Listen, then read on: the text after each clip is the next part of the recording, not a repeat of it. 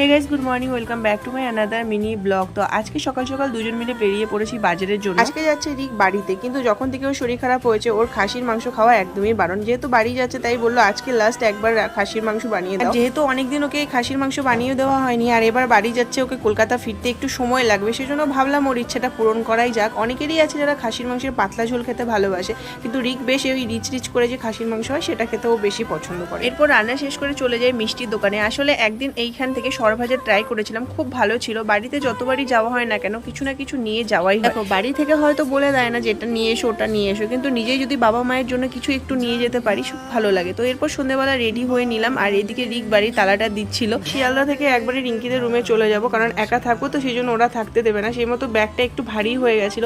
রিক বইখানে ও নিচ্ছিল আর বলছিল আমার কে কি বললো তাতে লজ্জা নেই, তোমার কষ্ট হচ্ছে সেটাই বড় কথা। তো এরপর ওকে টাটা করে দিলাম। আর সত্যি বলতে সারাক্ষণ হাসি খুশি থাকলো এই টাইমটা তো সত্যি খুব